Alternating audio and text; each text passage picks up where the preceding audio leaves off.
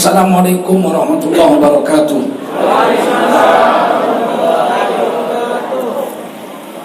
Hamdan wa syukran lillah wa salatan wa salaman ala rasulillah wa ala alihi wa sahbihi wa mawalah. Allahumma salli wa sallim ala hadha nabiyil karim Sayyidina wa maulana Muhammadin wa ala alihi wa sahbihi ajma'in. Amma ba'du, qala Allah ta'ala fi kitabihil karim,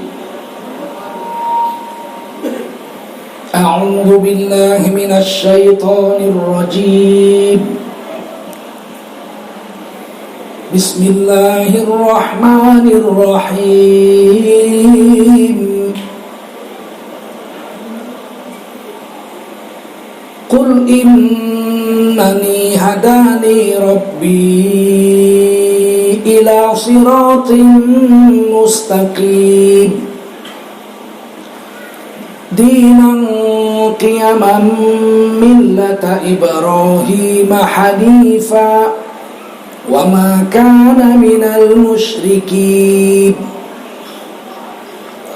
Qul inna salati wa nusuki wa mahyaya wa mamati lillahi rabbil alamin la syarika lahu wa bidzalika umirtu wa ana awwalul muslimin. Qala Rasulullah sallallahu alaihi wasallam, man kharaja fi talabil ilmi fahuwa fi sabilillahi hatta yarji. Baginda Rasul bersabda, siapa keluar untuk mendapatkan ilmu, orang itu adalah orang yang berjihad fi sabilillah sampai dia kembali ke tempatnya. Mudah-mudahan kita semua mendapatkan pahala jihad dari Allah Subhanahu wa taala. Amin. Shadaqallahul azim wa shadaqa rasuluhun nabiyul karim. Wa nahnu ala dzalika minasyahidin wasyakirin walhamdulillahi rabbil alamin. Para ulama, tuan-tuan guru, nenek mama, tokoh-tokoh adat, tokoh masyarakat yang berhadir yang muliakan Allah SWT, para umarok yang berhadir, bapak kepala desa dan seluruh perangkatnya yang dimuliakan Allah SWT,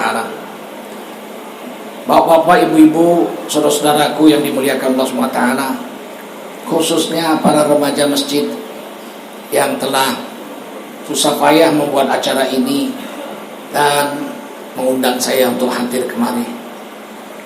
Ini kali pertama saya datang kemari. Mudah-mudahan ada manfaatnya untuk diri kita semua. Amin. Wajiblah kita bersyukur pada Allah SWT. Salawat dan salam kita sampaikan untuk baginda Rasulullah sallallahu alaihi wasallam. Hari ini kita berkumpul di masjid Iqamatuddin ini, menegakkan agama. Iqamatuddin itu artinya menegakkan agama. Karena agama ini bisa amruk, bisa runtuh agama ini kalau tidak dijaga oleh orang-orang Islam. Agama Islam yang kita cinta ini bisa runtuh. 700 tahun Islam berkuasa di Spanyol. 700 tahun, bukan tanggung-tanggung. Sekarang di Spanyol tidak sampai 50.000 orang Islam dari 40 juta orang. Musnah Islam di Spanyol. Karena kita tahu agama ini harus dijaga, harus dikembangkan, harus diajarkan, harus diturunkan turun-temurun kepada anak cucu kita. Siapa yang mengajarkannya? Siapa yang menurunkannya? Kitalah orang beriman. Selain kita diwajibkan mengamalkan agama, kita juga wajib mengajarkan dan menurunkannya kepada anak cucu kita. Kita ini sama Allah dipanggil khalifah. Bukan sembarangan orang kita ini. Kita orang beriman, semuanya dipanggil khalifah oleh Allah SWT. Khalifah fil ardi, khalifah di atas bumi. Orang Islam sekarang ada 1,9 miliar seluruh dunia, dari 7,8 miliar. Ya sedikit orang Islam dibandingkan orang yang kafir. Hanya 1,9 miliar. Tapi di Indonesia dari 267 juta rakyat Indonesia, 230 juta adalah kita orang Islam. Di sini kita 88,7%. Banyak kita. Yang dipanggil Allah di Quran khalifah itu dua. Pertama Nabi Adam. Waktu Nabi Adam alaihissalam belum diciptakan, Allah baru mau menciptakan. Allah berfirman kepada para malaikatnya, wa idh qala rabbuka lil malaikati inni ja'ilun fil ardi khalifah. Dan ingat olehmu ketika Allah berfirman kepada para malaikatnya, sesungguhnya aku akan jadikan di atas bumi seorang khalifah, yaitu manusia. Belum jadi, belum jadi, khalifahnya belum jadi, baru mau diciptakan. Qalu, malaikat-malaikat bertanya, ataj'alu fiha man yufsidu fiha wa yasfikud dima. Akankah kau jadikan ya Allah di bumi itu makhluk baru yang membuat kerusakan di atas bumi dan tumpah menumpahkan darah, bunuh membunuh sesama mereka? Belum jadi lagi. Seperti itu, seperti itu, seperti itu, seperti itu, seperti itu. Wa nahnu nusabbihu bihamdika wa nuqaddisu lak. Padahal kami ini para malaikat siang dan malam setiap saat bertasbih memujimu dan mengkuduskan namamu. Kurang apa lagi yang bikin makhluk baru kayak itu, kayak itu, kayak itu? Siapa itu? Makhluk sebelum manusia diciptakan yang tinggal di dunia ini yang merusak dunia, bunuh membunuh sesama mereka. Pasti ada. Kalau enggak mungkin malaikat bicara begitu. Berkata Imam Suyuti dalam tafsir Durrul Mansur, wahum banul jan, makhluk yang mendiami bumi sebelum Nabi Adam diciptakan adalah kelompok bangsa jin. Bangsa-bangsa jin. Duluan jin itu lebih dulu dari manusia diciptakan dari api. Mereka lah yang menguasai bumi ini dulunya, khalifah fil ardi. Tapi kerjanya merusak bumi, bunuh membunuh. Jin gunung jumpa jin lembah perang, jin lembah jumpa jin pantai perang, jin pantai jumpa jin laut perang, jin gunung jumpa jin gunung perang.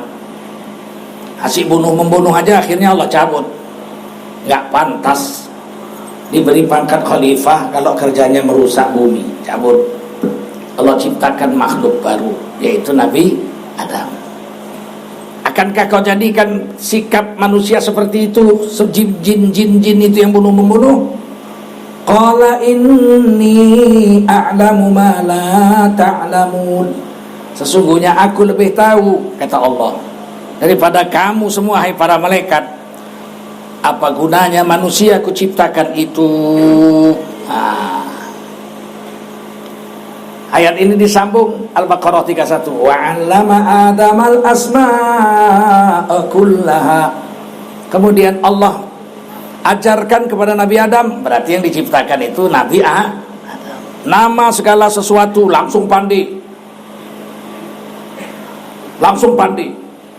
Begitu dimasukkan ilmu langsung pandai. Itu yang disebut dalam thariqat ilmu laduni. Enggak perlu belajar, langsung pandai. Sebab ilmu ini bisa dengan belajar, bisa dengan Allah beri. Wa ma utitum minal ilmi illa qalila. Tidaklah kuberikan ilmu kepadamu hai manusia kecuali sedikit sekali. Diberi. Faqala ambi'uni bi asma'i haula'i in kuntum shadiqin.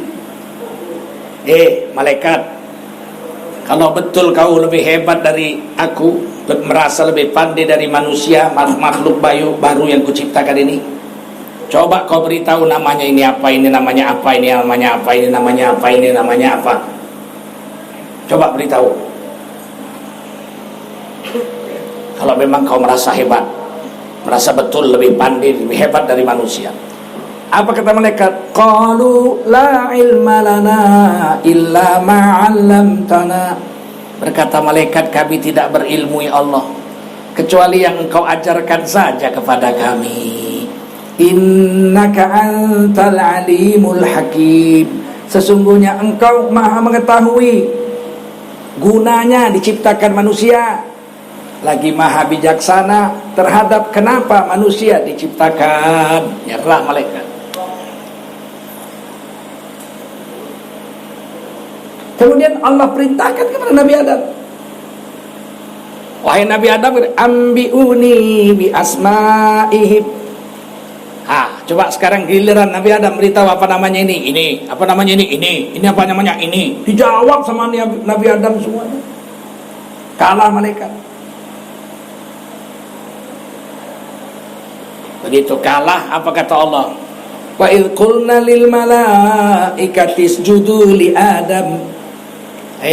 Para malaikat, kamu kalah kan, lebih pandai manusia. Ya, sekarang giliran sujudlah kamu semua sama Nabi Adam. Tapi ahli tafsir mengatakan sujudnya ini sujud menghormat, bukan sujud menyembah. Sujudnya bukan lita'abbud, tapi lita'zim. Nggak boleh, mana ada manusia menyembah manusia, betul? Nggak ada makhluk menyembah makhluk, haram hukumnya. Manusianya boleh nyembah Allah, iyyaka na'budu wa iyyaka nasta'in. Malaikat juga hanya boleh nyembah Allah, nggak boleh nyembah selain Allah. Tentu sujudnya ini sujud menghormat. Kalau sujud menyembah, mungkin Allah menyuruh malaikat nyembah Nabi Adam, mana mungkin. La ilaha illallah, tiada yang disembah kecuali Allah. Fasajadu, maka seluruh malaikat sujud kepada Nabi Adam, sujud menghormat. Illa iblis, kecuali iblis menolak sujud. Aba wastakbar, congkak dan sombong iblis. Berarti iblis sudah ada sebelum Nabi Adam diciptakan. Iblis pun sudah ada, malaikat sudah ada, jin-jin sudah ada. Congkak dan sombong iblis, dia menolak sujud menghormat kepada Nabi Adam. Wa kana minal kafirin, jadilah iblis golongan kafir. Golongan yang kuat, golongan golongan. Sekarang bilang kafir nggak boleh. Bilang kafir itu menghina. Udah 75 tahun merdeka, baru sekarang aja dilarang bilang kafir. Betul? 6 presiden sebelumnya nggak ada ngelarang-ngelarang bilang kafir. Betul? Sekarang dilarang karena kafir itu kasar. Mana ada ayat Quran kasar? Betul? Kafir itu menghina. Mana ada ayat Quran menghina? Siapa mengatakan ayat Quran menghina, siapa mengatakan ayat Quran kasar, dia telah keluar dari Islam, murtad dari Islam kalau dia orang Islam. Paham? Dia wajib syahadat lagi, memperbariki imannya, memperbarui imannya. Mana ada Quran menghina? Masa kalam Allah, wahyu Allah menghina? Betul? Mungkin.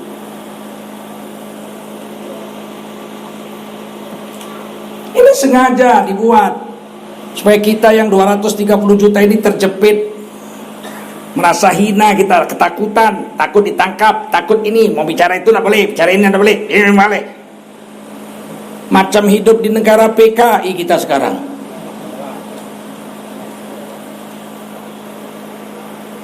Kita harus berani kalau mengatakan ada di Quran, ada di hadis, kita harus berani mengatakannya. Betul? Jadilah iblis kelompok yang jangan takut-takut. Apa urusannya? Apakah kata-kata kafir itu kasar? Tidak. Itu ayat Quran, hadis Nabi, dan di dalam kamus bahasa Indonesia yang resmi dicetak oleh negara Republik Indonesia pakai duit rakyat. Kafir (2) ialah orang yang menutup hatinya dari Allah dan Rasul. Sama aja dengan bahasa Arab. Kafir itu artinya menutup. Ini meja, supaya cantik ditutup pakai kain meja ini. Menutup meja dengan taplak meja ini, bahasa Arabnya kafaro. yakfuru kufron. Bahasa Inggrisnya to cover, covering, covered, covered. Nih, nutup meja ini pakai kain ini namanya kafaro. Yang menutupkan ini siapa tadi yang menutup? Yang menutupkan ini siapa tadi? Kafir.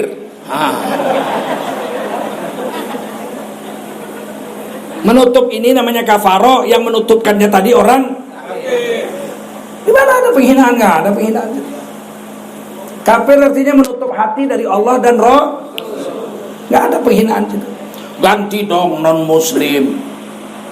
Non muslim lebih kasar. Nggak ada di Quran, ada di Quran. Qul ya ayyuhal non muslim. Non muslim bukan ayat Quran. Dan itu artinya kasar, tahu? Muslim itu bahasa Arab, asalnya aslama yuslimu islaman.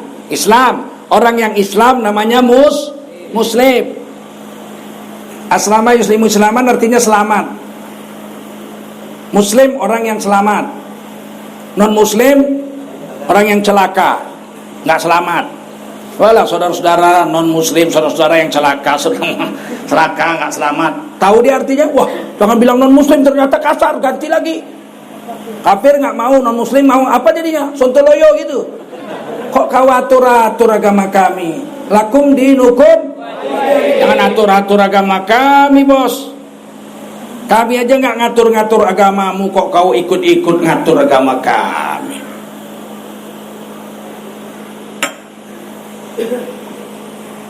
Sampai sini paham? Apanya yang paham? Kafir artinya apa?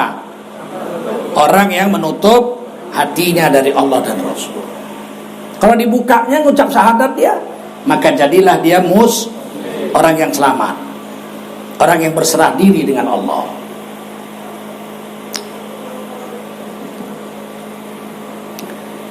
Pertama, Nabi Adam khalifah.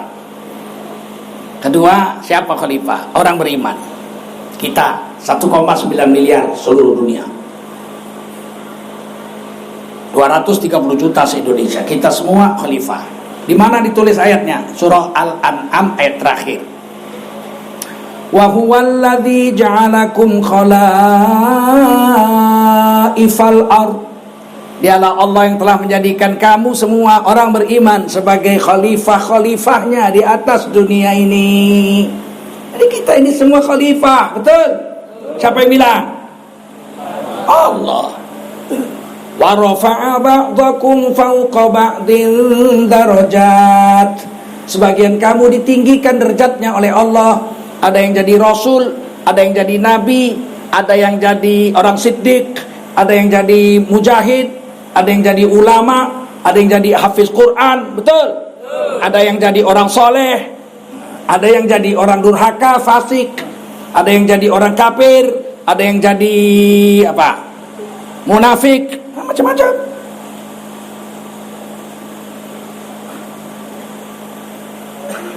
Awalnya itu semua orang beriman mengucap syahadat, asyhadu an la ilaha illallah wa asyhadu anna Muhammad Rasulullah.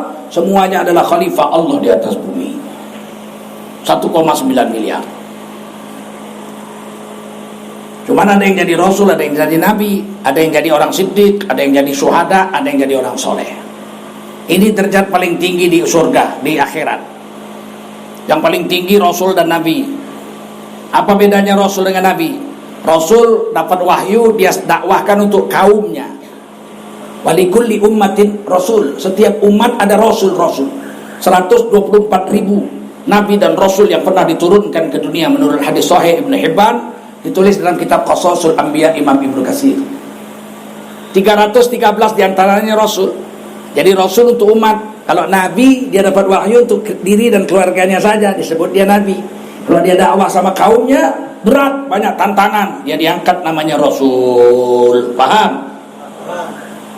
Di bawah derajat rasul-rasul siddiq, orang jujur. Abu Bakar As-Siddiq, sahabat-sahabat radhiyallahu ajma'in, itu orang-orang siddiq, orang-orang jujur. Satu derajat di bawah nabi. Baru orang-orang mati syahid bela agama dengan harta dan dirinya. Dan baru orang-orang soleh. Ini yang selamat. Di bawah ini nggak ada. Di bawah orang soleh udah orang celaka, orang durhaka, orang musyrik, orang kafir, munafikun. dan lain-lain. Ini ditulis dalam Quran. Wa may yuti'illaha war rasul, siapa yang taat sama Allah sama Rasul seumur hidupnya, kalau dia mati, faulaika ma'al ladzina an'ama Allahu 'alaihim minan nabiyyin. Kalau dia seumur hidup taat sama Allah sama Rasul, kalau dia mati di akhirat dikumpulkan bersama nabi-nabi. Kita nggak mungkin jadi nabi lagi, nabi udah tutup, betul nggak? Nggak ada lagi nabi, nggak ada. Kalau ada nabi palsu satunya, ya dah. Nggak ada nabi palsu. Semua nabi sudah habis dengan Nabi Muhammad turun, habis tutup. Khotamun nabiyyin. Tapi kita bisa mati dikumpulkan bersama nabi-nabi. Jadi nabi nggak bisa lagi kita. Mau mati kumpul sama nabi, mau nggak? Milih kumpul sama nabi atau sama artis? Nabi. Nabi apa artis?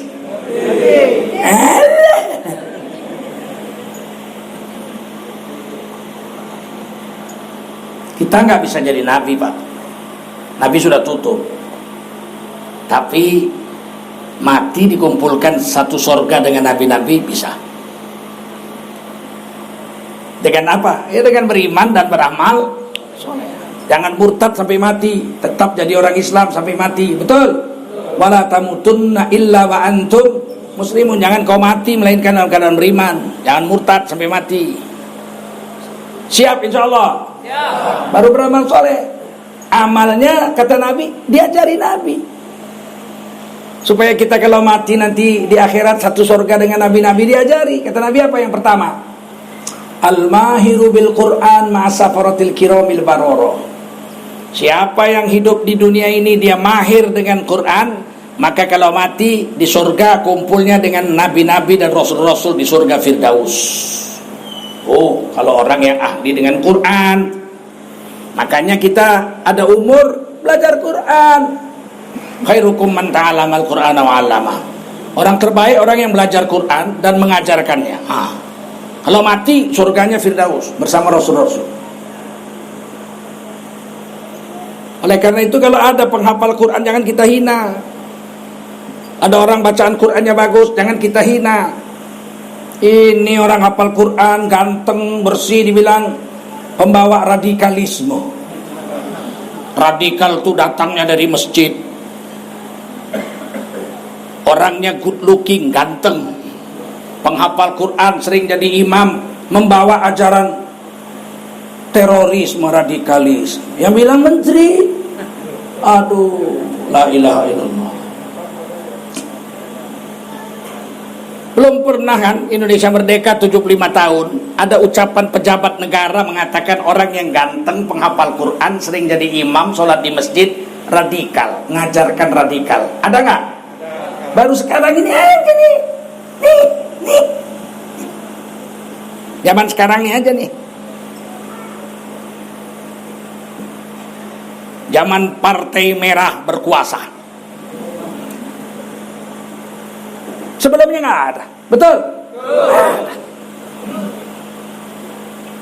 Rasul mengatakan orang yang ahli Quran mati masuk surga Firdaus bersama Rasul. Sekarang dituduh teroris radikal, bagaimana ini? Kita 230 juta di sini. Kok jadi seperti anak jajahan kita di negeri ini? Tentulah kita lebih percaya Rasulullah, betul?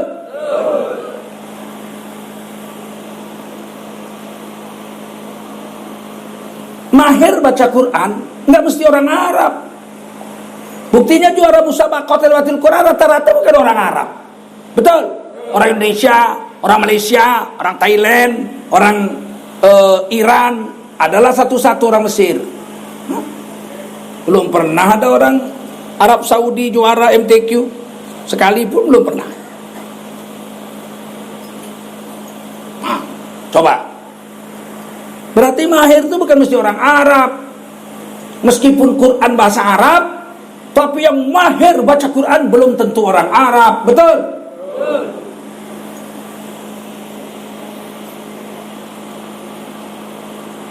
Berarti Berarti apa? Berarti semua orang kalau mau belajar Quran sungguh-sungguh dengan izin Allah bisa menjadi orang yang mahir. Kata Nabi, ahlul Quran ahlullah. Ahli Quran itu keluarga Allah di muka bumi. Kalau ahli Quran itu kita ganggu, kita hina, kita caci maki, mungkin dia sabar, nggak marah dia. Tapi Allah nggak sabar, dikeruduk orang ini sama Allah SWT. Saya dimaki-maki orang udah puas, nggak marah saya. Bante kau lah, mau kau maki-maki sampai mulutmu robek, nggak ada urusan sama saya. Tapi jangan coba-coba istri saya kau ganggu, ku cekekkan batang leher kau terus. Kalau saya kau ganggu nggak apa-apa, sabar saya. Karena kalau ku pukul patah tulang rusuk kau terus. Sabar aku. Tapi kalau istriku kau ganggu, keluarga aku, jangan coba-coba. Saya dengan jalan tiba-tiba istri saya menjerit, bang, dipegang-pegang preman dia. Oh, bak lah terus, campak kau 8 meter ku bikin. Paham? Kenapa saya marah? Karena keluarga saya diganggu. Lah, kalau ustadz kenapa dimaki-maki diam aja? Aku nggak peduli, aku mau kau maki-maki nggak peduli, karena ada Allah yang akan menghakimi antara kau dengan aku. Nah, karena kalau aku marah, aku tampar kau, patah rahang kau. Ada tenaga dalam di sini tahu? Oh, kan ngeri itu. Dari kecil awak belajar kungfu. Tapi kalau istriku kau ganggu, mana aku kasih poin yang hak? Karena istriku itu aku yang mengayominya, Allah yang menyuruh, ar-rijalu qawwamuna 'alan nisa. Suami itu tanggung jawab atas istri. Kata Nabi, kullukum ra'in wa kullukum mas'ulun an ra'iyati. Tiap kamu adalah pemimpin, kamu akan ditanya tentang istri dan anakmu. Mana aku mau istriku diganggu, anakku diganggu. Begitulah kira-kira perumpamaan Maha Suci Allah dari dipermisalkan. Tapi Rasulullah mengatakan ahlul Quran ahlullah. Ahli Quran adalah keluarga Allah. Kalau dia diganggu, mungkin dia nggak marah, tapi Allah marah. Celaka kita mengganggu ahli-ahli Quran ini tuh. Karena di dalam dadanya ada wahyu Allah, betul? Hari ini ulama dicaci maki, dibilang kadrun, kadal gurun. Oh, dibilang beginilah, teroris lah, macam-macam. Ini kurasa PKI mulai muncul lagi nih. Betul? Betul nggak? Hanya PKI kurasa yang berani menghina ulama. Hah? Kurasa nggak ada lain. PKI ini punya kerja nih. Hati-hati kalian, jaga negeri ini, kampung kalian jaga. Kalau ada PKI hajar aja. Siap? Siap. Kan kasih hidup PKI.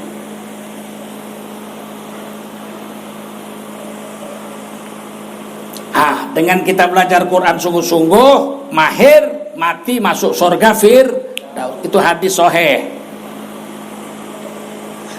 Walladzi yaqra'ul Quran, dan orang yang baca Quran wa yatata'ta, nyangkut sana, nyangkut sini, nyangkut sana, nyangkut sini, wa huwa alaihi syaq, dan susah lidahnya menyebutnya. Diejanya Quran itu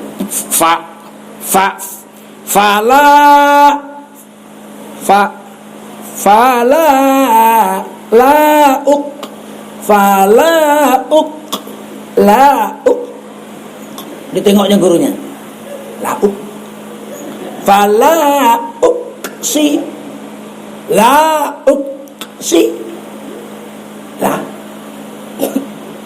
Pingsan gurunya, kumat darah tingginya. Masuk rumah sakit. Tapi yang baca itu tidak berdosa, kata Nabi apa? Lahu ajroni. Orang itu dapat 2 pahala. Sangkut-sangkut baca Quran dapat 2 pahala. Pertama, pahala belajar Quran sama gurunya itu, yang pingsan gurunya dibikin itu. Yang kedua, 1 huruf dibayar 10 pahala. Fala 20, la 30, fala 50, lauk 70, lauk 70, 90, la 100, 110. Pingsan gurunya, dia dapat duit pahala 110. Nggak ada ruginya belajar Quran, betul? Asal mau belajar. Jangan baca Quran dari huruf Latin, nggak ada pahalanya sama sekali. Berdosa ya. Lebih baik belajar sama guru, dieja-eja. Ana al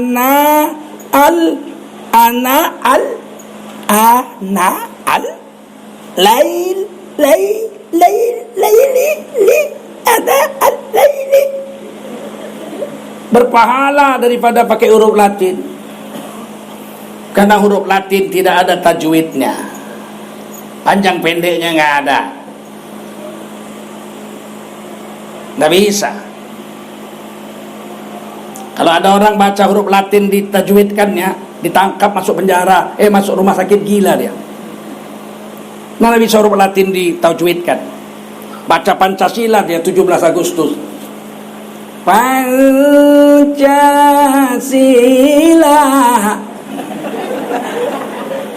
ketuhanai idgham nun jupaya ketuhanai yang maha, ditangkap, masuk rumah sakit gila, di listrik otaknya. Karena memang bahasa Indonesia tidak mengenal tajwid, betul? Oleh karena itu belajar Quran wajib dari bahasa Arab. Inna anzalnahu Qur'anan Arabiyya la'allakum ta'qilun. Sesungguhnya Al-Quran kami turunkan, kata Allah, dalam bahasa Arab agar kamu pakai akalmu untuk belajar dan memahaminya. Quran bahasa Arab, belajar pakai huruf Arab. Kalau pakai huruf selain Arab nggak cukup. A, ba, ta, sa. Sa, mana ada bahasa Indonesia sa? Ditulisnya TS. Salah, sa, tesala, tesa. Mana bisa? Mesti belajar bahasa Arab, betul? Dari huruf Arab. Nggak cukup. Zainul Abidin kalau ditulis pakai huruf Cina itu jadi Cainuli api tinggi. Coba mana baca Quran pakai huruf Cina? Dzalikal kitabu la raiba fihi hudal lil muttaqin. Kalau ditulis pakai huruf Cina berubah itu. Calikalil kita pula loi papi utalil mud takini. Apa nggak hancur Quran itu?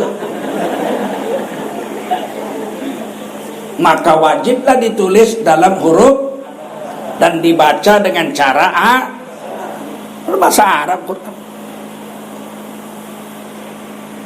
Meskipun Sunan Kalijogo orang Jawa, Wali Songo salah satunya, beliau mengajarkan agama di Pulau Jawa, nggak pernah diajarinya muridnya baca Quran pakai lagu Jawa. Nggak ada. Walaupun ulama di Minangkabau orang asli orang awak, nggak ada diajarkannya baca Quran itu lagu orang awak. Ada? Nggak ada. Seluruh dunia orang baca Quran lagunya lagu Arab, betul? Betul? Makanya di musabaqah tilawatil Quran sepakat lagunya semua. Bayati, Husaini, Ras, Soba, Hijaz, Jaharka, Ajami, Sikah, Dahwan. Itu serentak seluruh dunia sepakat. Nggak ada yang lain. 3 tahun yang lalu di Istana Negara Presiden mengadakan Isra dan Mi'raj, pembaca Qur'annya lagu Jawa. Nggak pernah terjadi, bukan di Indonesia aja, di seluruh dunia nggak pernah terjadi.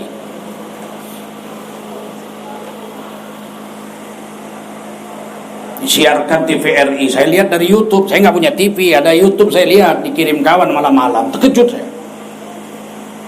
Peringatan Isra dan Mi'raj pada tahun ini di Istana Negara akan menampilkan qori internasional dari Universitas Islam Negeri Yogyakarta.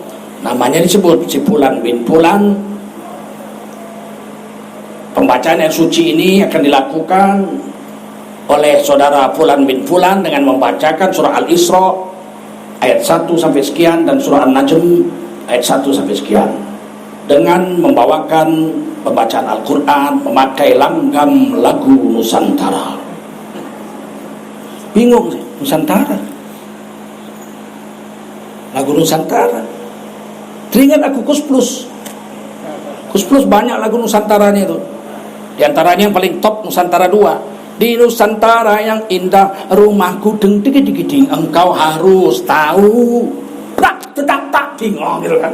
Wah, ini hebat ini Nusantara ini. Tiba-tiba muncul orangnya pakai jas. Kapan pula Nusantara mengenal pakaian jas? Hah? Orang Melayu, orang Minang, Teluk Brango, ya enggak? Orang Aceh Tengkuluk, ya enggak? Orang Jawa pakai belangkon, pakai basket, pakai sarung batik, betul? Orang Papua pakai koteka, betul? Mana ada orang Nusantara pakai jas? Jas itu baju penjajah Belanda itu, betul? Ah, kok Nusantara pakai jas? Rupanya bacanya lagunya lagu Nusantara. Dihajarnya baca Quran surah Al-Isra. Subhanalladzi asra bi 'abdihi lailan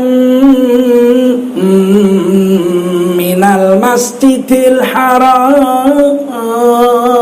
Kalau ada aku situ kucabuti kumisnya itu. Menghinanya dia sama Al-Quran kita, betul? Apa itu? Quran bahasa Arab kok dibawa lagunya lagu Jawa. Rusak itu. Tiba-tiba kurang lebih sebulan kemudian pada seleksi tilawatil Quran tingkat nasional di Manado, Menteri Agama waktu itu pidato setelah penutupan seleksi tilawatil Quran tingkat nasional ini, maka segera kita akan melaksanakan musabaqah tilawatil Quran pertama tingkat nasional dengan membawakan langgam lagu-lagu Nusantara. Kami protes, saya protes, ulama-ulama Quran protes, keras-keras protes, menolak baca Quran lagu Nusantara. Ada juga kiai yang membelanya, memang sempurna, hebat ya enggak? Dulu pun PKI ada yang bela ya, nah, betul nggak? Ada ulama-ulama dulu membela PKI kok, betul? Tahun 59 dibubarkan Masyumi, seluruh orang Masyumi masuk penjara rata-rata. Buya Hamka, Buya Muhammad Nasir, Syafruddin Perwira Negara, Muhammad Hatta, Muhammad Sa'ad masuk penjara semuanya enggak? Buya Hamka sampai minum kencing di penjara, nggak dikasih minum. Tapi ada juga ulama yang membela PKI, betul nggak? Bergabung dengan Nasakom, nasionalis agama dan komunis. Ada. Sekarang rupanya ada juga. Kita menolak Quran pakai lagu Nusantara. Ada pula yang membelanya. Kita tetap berteriak, demo kalau perlu. Nggak jadi, nggak berani dia. Nggak berani. Keras protes. Tuan-tuan bisa bayangkan kalau musabaqah tilawatil Quran digelar lagu daerah, coba. Apa nggak hancur Quran kita ini? Saudara-saudara sekalian, peserta dengan nomor undian 1 dari Sumatera Barat akan membacakan ayat suci Al-Quran dengan membawakan lagu Barana Ampe.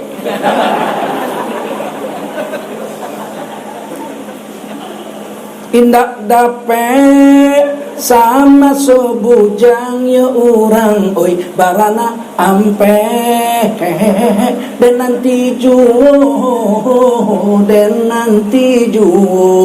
bacanya Quran. Wadduha wallaili idza saja.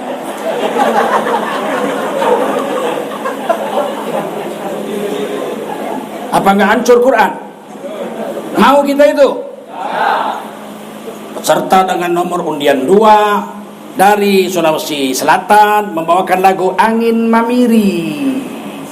Angin mamiri ku pasang, alam nashrah laka sadrak, wa wada'na anka wizrak, alladhi anqadha dhahrak. Peserta dengan nomor undian 3 dari Yogyakarta membawakan lagu Yening Tawang Ono Lintang. Yening Tawang Ono Lintang cah ayu Qul ya ayyuhal kafirun la a'budu ma ta'budun. Apa nggak rusak? Hei, rusak nggak? Peserta nomor undian 4 dari Sumatera Utara membawakan lagu Sinanggar Tulo. Sinanggar Tulo, Tulo, oh Tulo, oh oh. Sinanggar Tulo, Tulo, oh Tulo, oh oh. Alhamdulillahirabbil alamin. Alhamdulillahirabbil alamin. Apa nggak hancur Quran?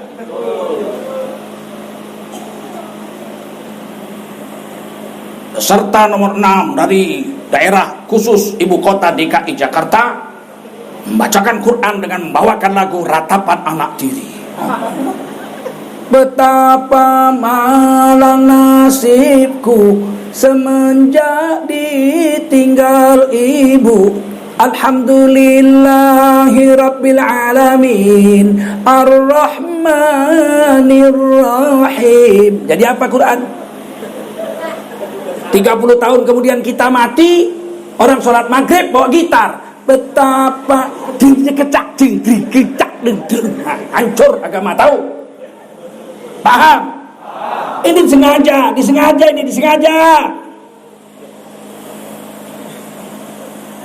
Kalau kita nggak protes, bagaimana nasib agama kita? Kita protes dibilang nyinyir, lancang, perusak persatuan, pemecah belah NKRI. Biarlah, peduli amat.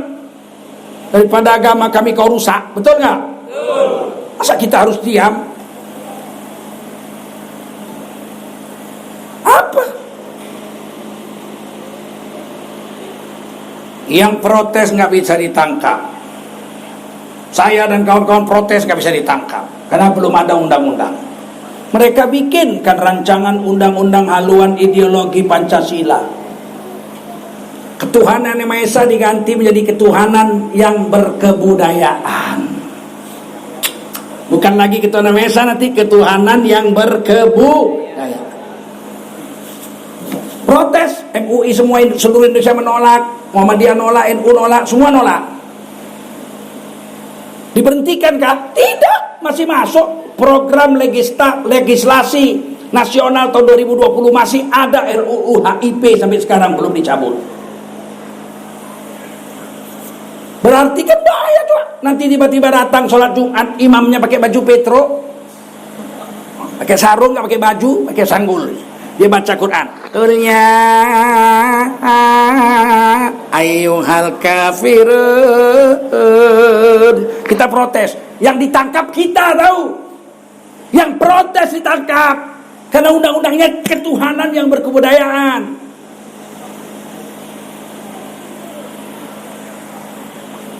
Terima nggak undang-undang itu? Ya. Terima nggak HIP itu? Ya. Tolak. Bersama MUI kita menolaknya sama-sama, betul? Betul. Mau jadi apa agama dibikin begini?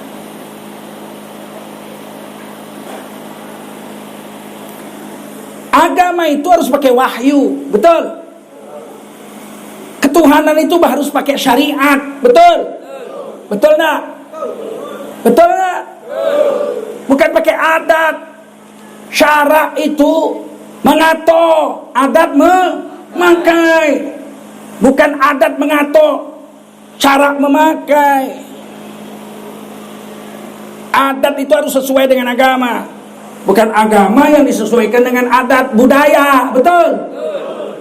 Kok ketuhanan jadi berkebudayaan?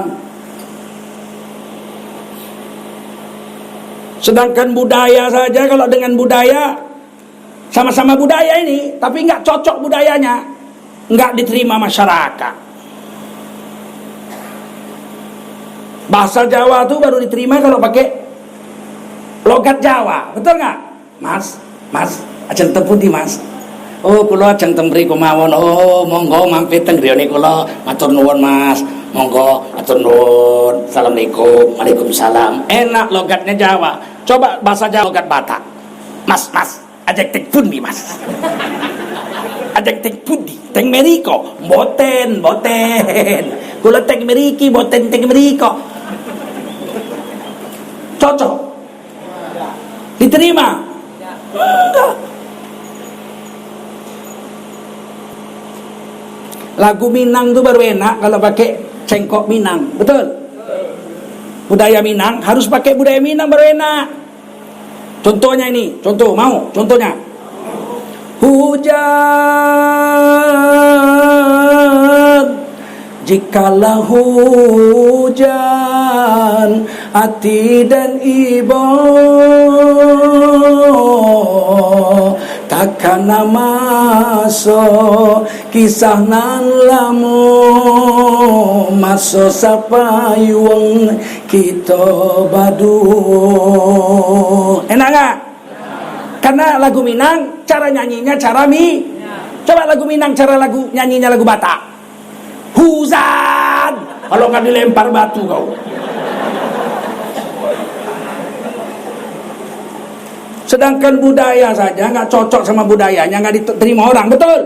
Bagaimana agama Islam mau dipakai budaya? Celaka betul ini pemikiran sesat ini. Kita terima itu? Kita terima agama kita pakai budaya? Terus agama pakai apa? Pakai Al-Quran dan pakai syariat agama pakai syariat, kan pakai budaya. Hancurlah agama kalau pakai budaya, betul? Kalau pakai budaya agama, sholat, orang Islam tuh orang Arab bilang Allahu Akbar, orang Minang bilang Allah Tuhan nan gadang, orang Jawa bilang Tuhan Gusti Allah sing gede tenan. Pakai budaya kau. Dulu orang pakai budaya karena agama belum sempurna.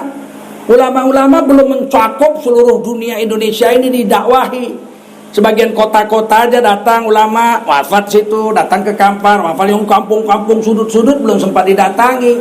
Sehingga mereka ya agamanya tanggung, pakai dia budaya. Tapi setelah datang ulama diperbaiki, betul nggak? Dulu sebelum ada agama, orang udah hanya pakai pikiran, belum pakai Quran hadis. Tuhan itu harus disembah. Iya, macam mana menyembah Tuhan? Ulama nggak ada. Kita carilah dulu Tuhan itu di mana. Ini di pohon besar inilah kurasa Tuhan. Oke, macam mana nyembahnya? Potong ayam. Tuhan, kami suka makan ayam. Kurasa kau pun suka makan ayam. Nah, begitulah caranya. Datang ulama, tak bisa menyembah Tuhan dengan cara kita. Kata Allah, innani anallah, la ilaha illa ana. Fa'budni wa aqimis salata li dzikri. Sesungguhnya aku adalah Allah, tiada Tuhan yang layak disembah kecuali aku. Maka oleh karena itu sembahlah aku dengan menegakkan salat. Masuk. Kalau nyembah Allah jangan pakai sesajen, nyembah Allah pakai salat. Bagaimana caranya salat? Begini caranya salat. Diajarkan syariat. Berwudu dulu, suci dari pakaian dan tempat dari dari najis, suci badannya dari hadas besar dan hadas kecil. Masuk waktu ini syarat-syaratnya menghadap kiblat, paham? Dimulai dengan sholat itu niat takbiratul ihram, diakhiri dengan salam. Masuklah pelajaran syariat, menjalankan agama nggak pakai budaya, nggak pakai pemikiran buat-buat sendiri, tapi pakai syariat Allah. Itulah disebut adat bersendi syara. Adat budaya kita harus berdasarkan agama. Syarak bersendi kitabullah. Syarak mengatur, adat memakai. Kalau lari dari situ habislah kita.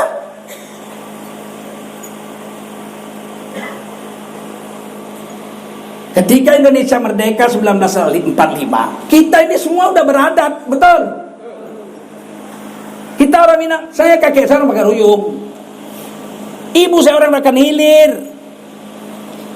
Cuman ibu saya anak Cina. Tapi dari Lokan Hilir dibesarkan oleh ulama di sana, disusukan. Jadilah saya Islam, alhamdulillah. Kalau enggak kan, ya orang tahu lah.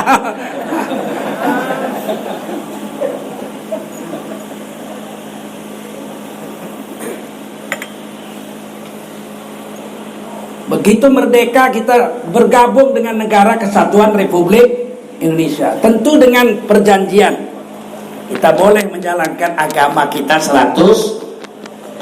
Betul? Ditulis di Undang-Undang Dasar 45.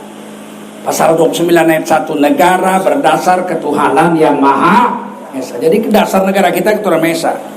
Yang kedua, negara menjamin tiap-tiap warga negara untuk memeluk agama garis miring kepercayaan dan menjalankan agama garis miring kepercayaannya masing. Negara menjamin. Kalau nggak dijamin, ngapain kita gabung Indonesia? Kita merdeka sendiri aja, betul nggak? Dulu kita Republik Minangkabau ini dulu namanya Kerajaan Pagaruyung kok, betul? Ini semua ini kan Minang, Riau, Sumatera Barat, Jambi, dulu kan Minang semua itu, betul? Di bawah Kerajaan Pagaruyung. Bukan negeri primitif kita.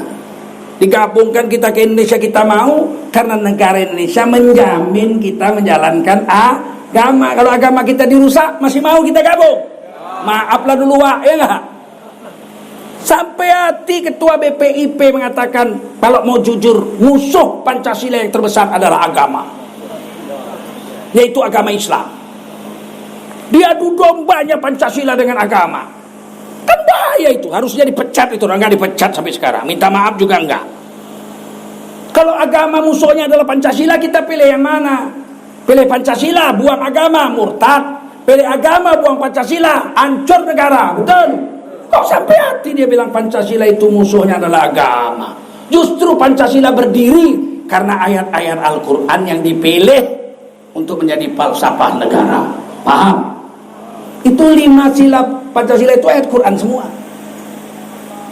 Ketuhanan Maha Esa, Qul huwallahu wa ilahukum ilahu wahid. Kemanusiaan yang adil dan beradab, manusia bahasa Arab, adil bahasa Arab, adab bahasa Arab. Betul? Adil dibaca tiap khutbah Jumat. Innallaha ya'muru bil adli wal ihsan. Persatuan Indonesia, kanan nas ummatan wahidah, adalah manusia umat yang sah. Sila keempat, kerakyatan yang dipimpin rakyat bahasa Arab, pimpin oleh khidmat bahasa Arab, kebijaksanaan dalam permusyawaratan bahasa Arab, garis miring perwakilan wakil bahasa Arab. Wasyawirhum fil amr, bermusyawarah kamu setiap urusan kamu. Pasal kelima, keadilan sosial bagi seluruh rakyat adil. Adil itu cuma ada dalam bahasa Arab. Di Indonesia ini nggak ada bahasa Indonesia adil. Dari Sabang sampai Merauke 700 bahasa Nusantara. Ada bahasa Aceh, ada bahasa Batak, ada bahasa Karo, ada bahasa Simalungun, ada bahasa Melayu, ada bahasa Minang, ada bahasa Cina. Cina bukan oleh Indonesia, Cina bukan oleh Indonesia, ya. Bahasa Sunda, ya enggak? Bahasa Madura. Seluruh bahasa Indonesia ini ada 700. Tidak ada satupun bahasa di Indonesia ini yang sama artinya dengan adil. Orang Aceh kita bilang apa bahasa Acehnya adil? Adi. Orang awak ada kecek Minangnya orang adil kok. Adil itu kecek Minangnya, pakai kecek Minangnya ya adil juga. Sama. Orang Jawa, Mas, yang Jawi nggih. Apa cara Jawi ini adil? Cara Jawi ini adil itu ya adil.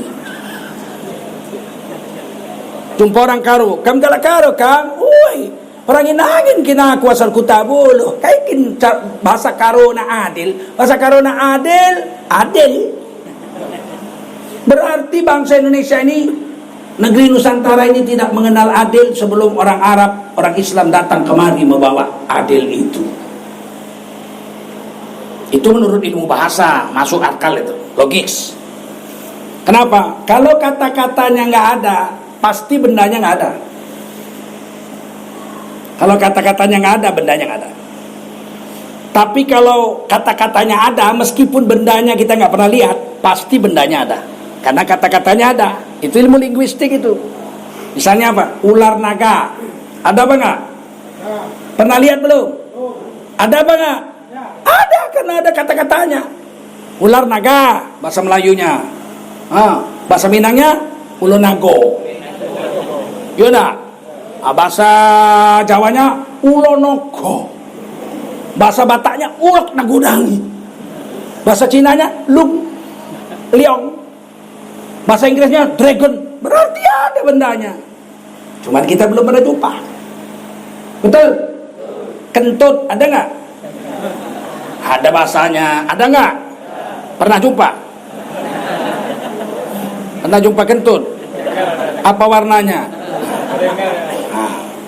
Berarti kentut ada. Buktinya apa? Bahasa Melayunya kentut. Orang Minang bilang kancuy. Orang Batak, orang Jawa bilang entut. Berarti ada apa enggak? Adil. Apa bahasa Indonesianya? Nggak ada kecuali adil. Berarti yang membawa adil orang Islam. Sebelum ada orang Islam datang sini nggak ada adil. Yang ada pat-pat kulipat, siapa cepat dia dapat, siapa kuat dia menang. Tentu yang paling tahu apa itu adil orang Islam. Tiba-tiba datang PKI. Adil itu adalah sama rata sama rasa. Bohong besar aja kau. Korea Selatan, Korea Utara tuh negeri komunis, betul nggak? Sama rata apa nggak? Rakyat sama rajanya. Presidennya sama rakyat sama miskin atau sama kaya?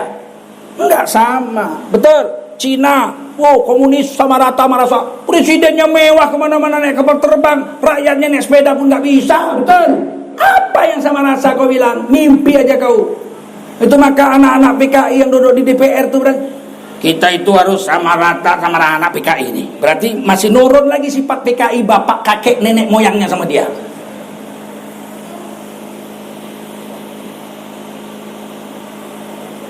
Kita orang Islam adil, kita adil Islam. Yang banyak dikasih banyak, yang sedikit dapat namanya proporsional, serasi dan seimbang. Anak saya misalnya 3. Yang satu kuliah di Fakultas Kedokteran naik sepeda motor, berangkat jam 7 pagi, pulang jam 12 malam. Habis kuliah praktek di rumah sakit. Anak nomor 2 SMA, naik Sudaku, naik bus, berangkat jam 7, pulang jam 1 siang. Yang paling kecil SD, berangkat jam 8, pulang jam 11, diantar jemput sama ibunya naik Honda.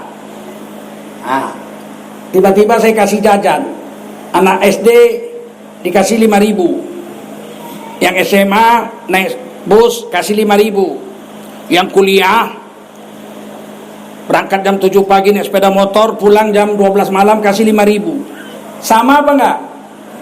Sama enggak? Sama. Adil enggak? Mana adil? Yang satu pergi antar, pulang antar, makan pagi di rumah, makan siang di rumah, nggak perlu jajan anak SD. Yang SMP, yang SMA, ya 5.000 cukup lah. Berangkat 2.000, pulang 2.000, masih ada sisa 1.000 ongkosnya. Kalau yang naik Honda kuliah di kedokteran, berangkat jam 7 pagi, makan siang di kantin, makan malam kantin, kasih 5.000. Pulang malam jam 12, sampai di rumah jam 4 pagi. Kenapa lama kali kau? Nyampur dorong pak. Minyak nggak ada, udah kuisi pakai kencing, nggak jalan juga. Sama tapi tidak adil, betul? Islam nggak gitu. Wajar kan anak SD kasih jajan paling 1.000, jemput antar sama emaknya. Yang SMA kasih 5.000, tapi yang kuliah kasih 50.000. Kenapa orang dia makan siang makan malam di rumah sakit? Sampai sini paham? Begitulah cara orang Islam memandang adil. Tiba-tiba PKI mau ikut-ikutan mengajarkan keadilan di Indonesia. Apa nggak rusak kita? Kalau PKI komunis, adil itu sama rata sama rasa.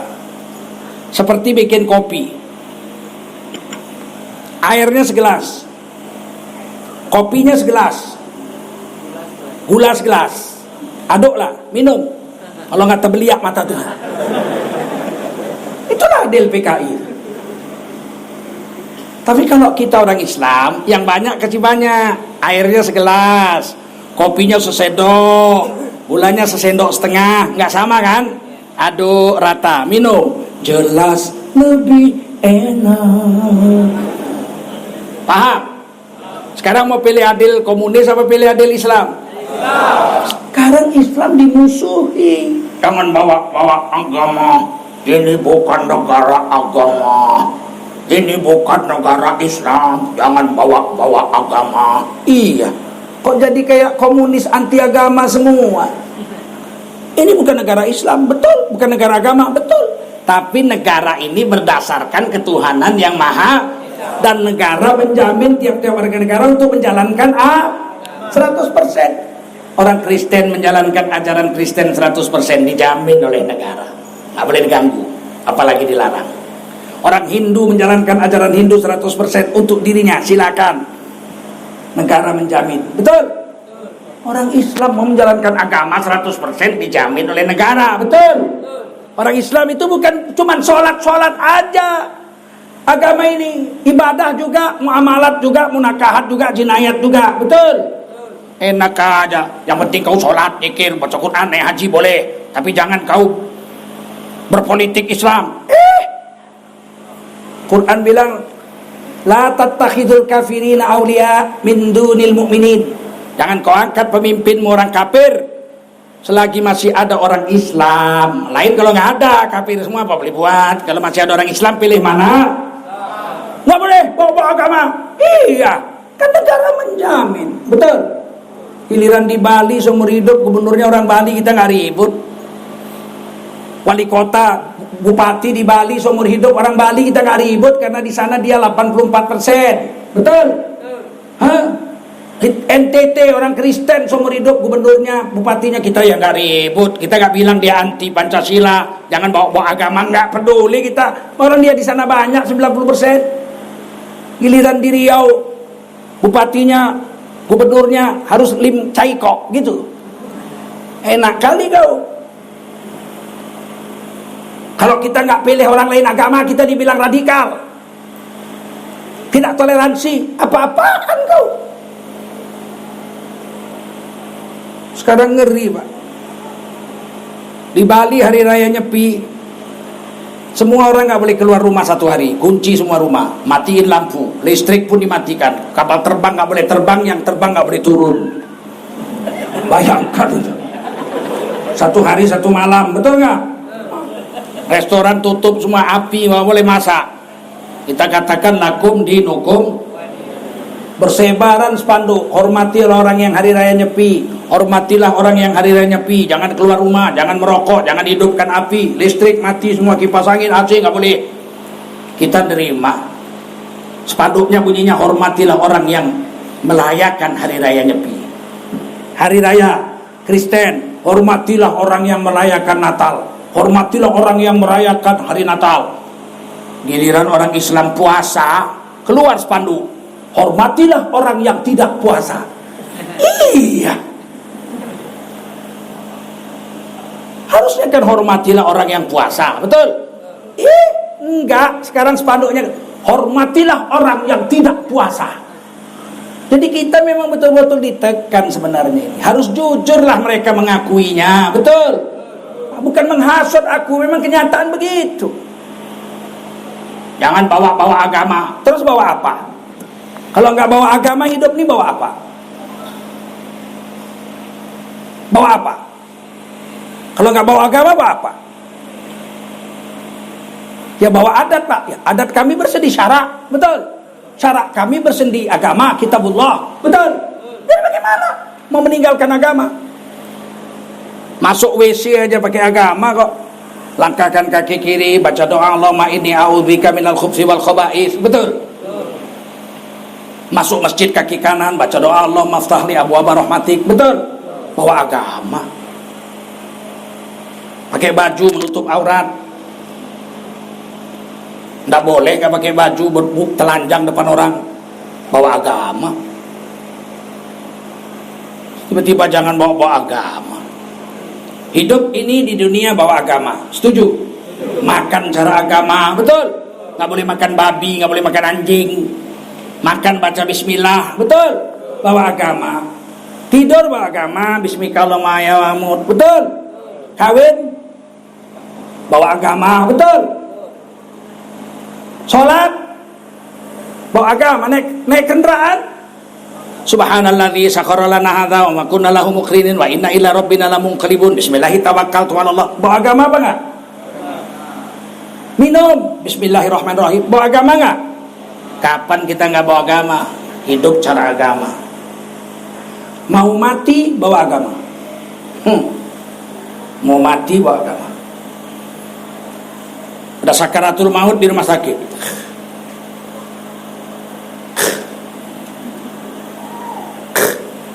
Kata dokter, Bu, suami ibu nggak ada harapan, Bu. Udah disenter mata, nggak kedip lagi, pukul udah nggak ada lagi, gerakan apapun nggak membalas. Suami ibu ini sudah koma, Bu. Maksud dokter apa? Koma. Koma sudah hampir titik. Koma sudah hampir titik. Nggak ada harapan lagi suami ibu ini.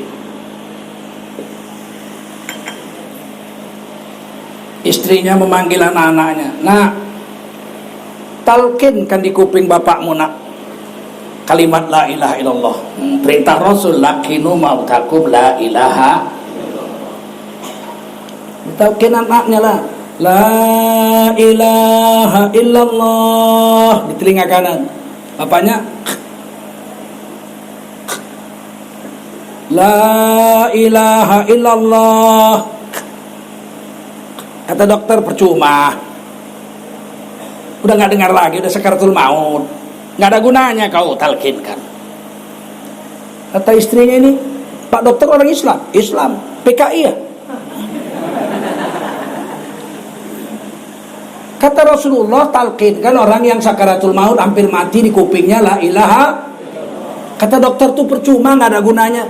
Loh, kita mau ikut dokter tuh ikut Rasul? Hah? Kita mau pakai akal atau pakai agama? Ucapkan. Tapi dia nggak dengar. Siapa bilang nggak dengar? Kupingnya udah nggak dengar. Kita bukan ngajari kupingnya, kita mengajari rohnya. Paham? Rohnya kenal nggak sama Allah? Rohnya dengar apa nggak? Dengar apa nggak? Dengar. Roh orang hampir mati bisa melihat dan bisa mendengar jauh lebih tajam dari pendengaran orang yang sehat. Kita sehat di belakang tembok ini nggak tahu kita ada apa di belakang tembok ini, nggak tahu. Kalau orang sakaratul maut, sorga neraka udah dia silam. Jangan kenapa di belakang tembok ini.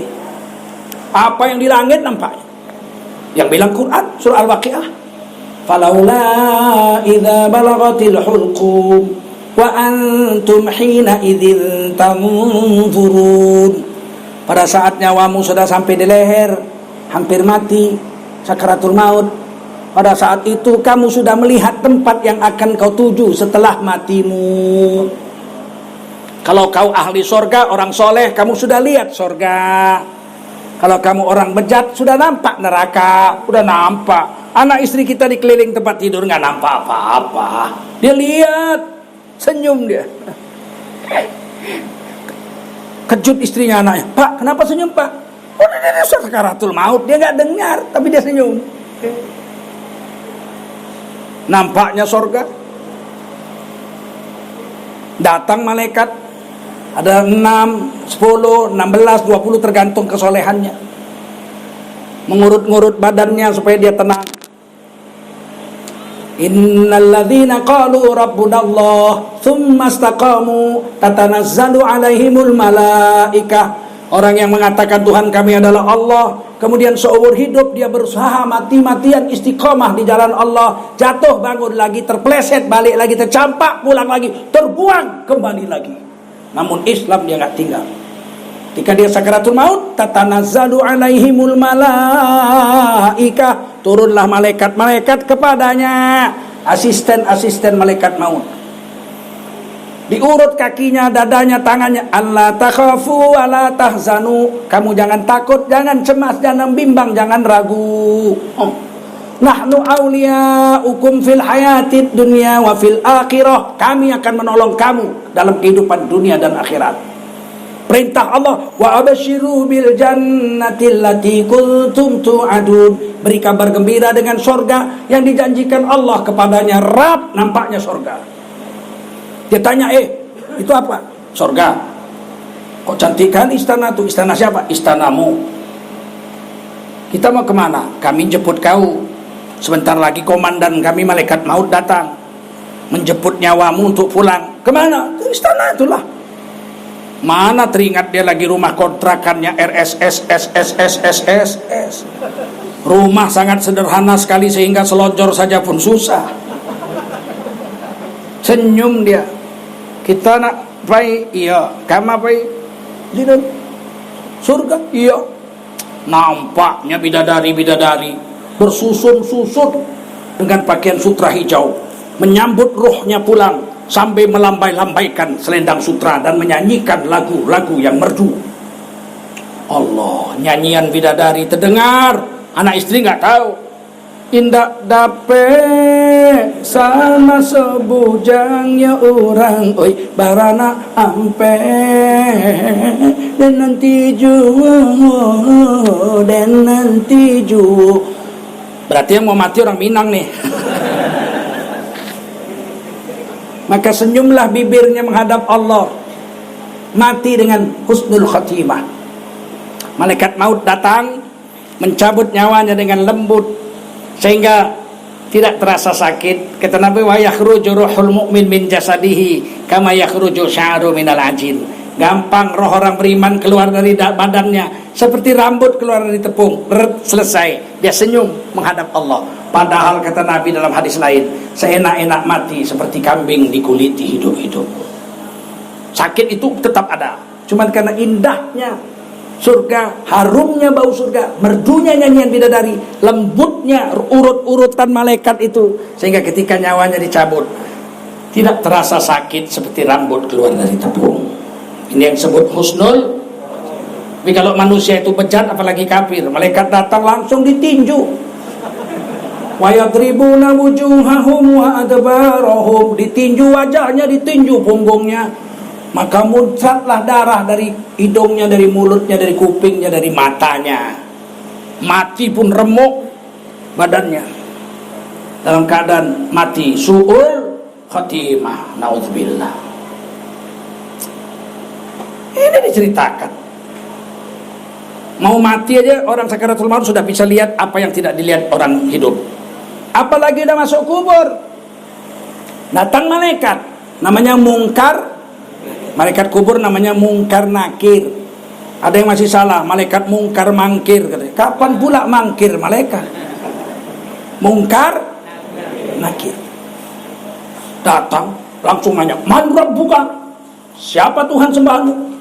Suaranya lebih keras dari suara petir, sehingga orang yang dikubur itu duduk terkejutnya setengah mati. Tapi orang yang menguburkan di atas tanah satu pun tak ada yang dengar. Sekarang saya tanya, mana lebih hebat, pendengaran orang hidup atau orang mati?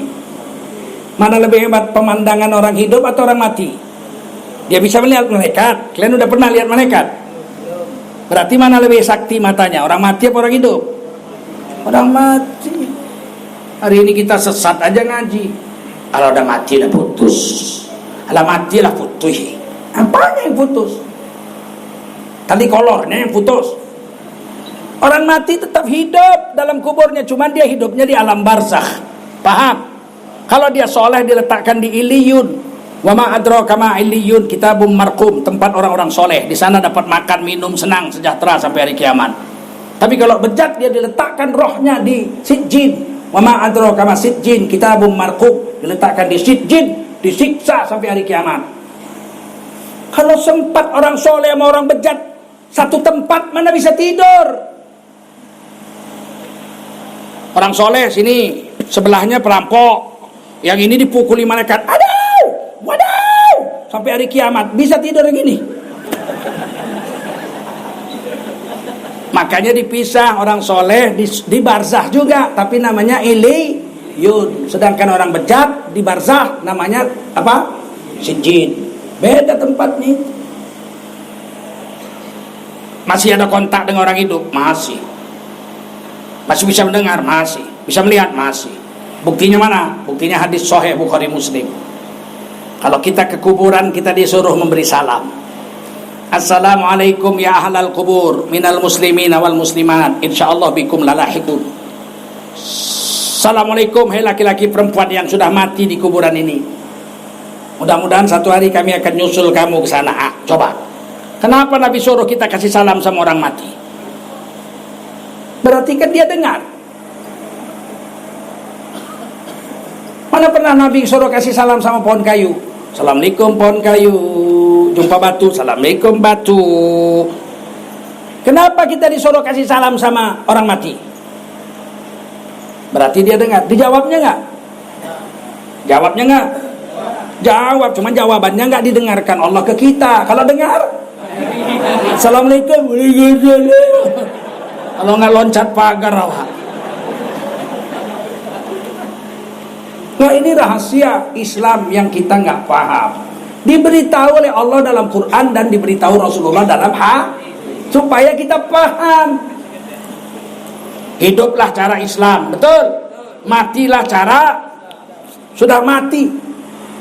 Sudah mati pun bawa Islam, bawa agama. Nggak boleh bawa nafsu, apalagi bawa kebudayaan. Nggak bisa. Mati bawa agama. 4 yang wajib untuk mayat. Pertama, dimandikan. Betul? Dimandikan pakai air mutlak yang suci lagi mensucikan. Itu agama itu.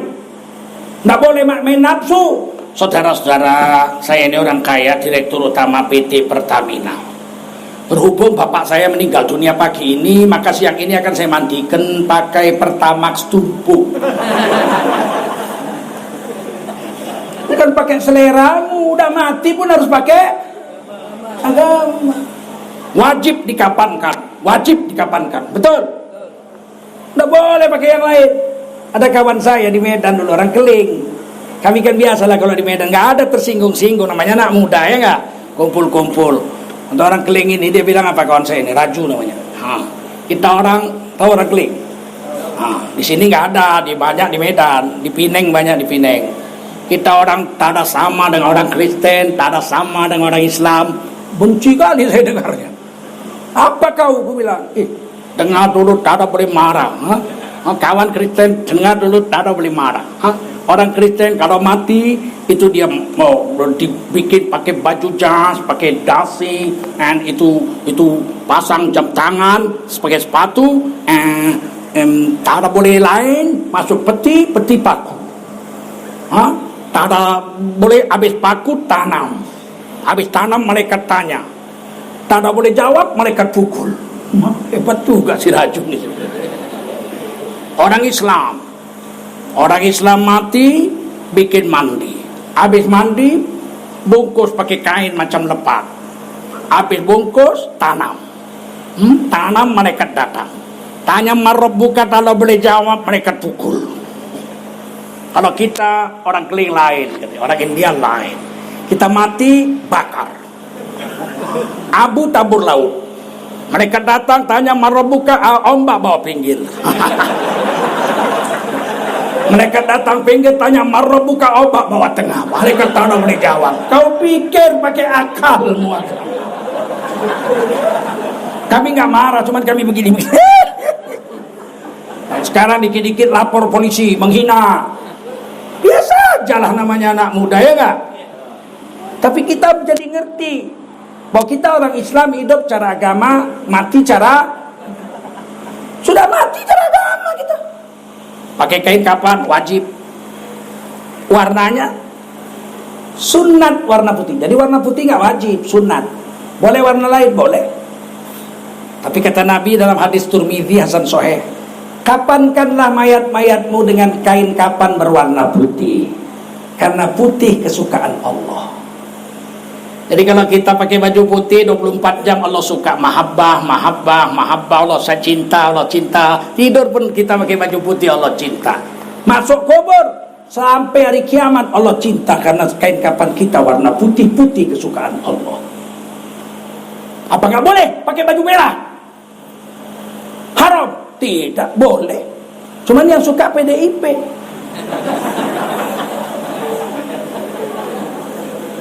Apa untungnya? Betul. Putih siapa yang suka? Kain kapan warna putih Allah suka. Apa nggak boleh pakai kain kapan kotak-kotak? Boleh. Mati bapak kita pakai kain kapan kotak-kotak. Boleh. Cuma malaikat jijik kali lihatnya. Kotak-kotak kau. Kurasa bikin sengsara rakyat Indonesia kau.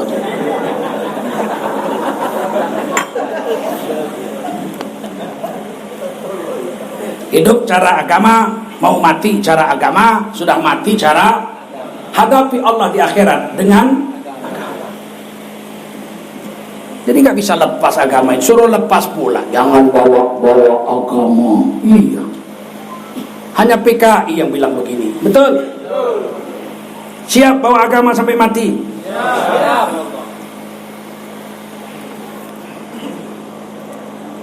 Jam 10.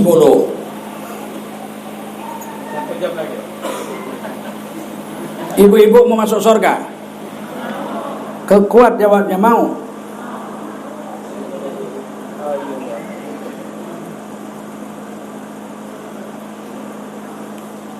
Mau masuk surga, Bu? Lemah sekali.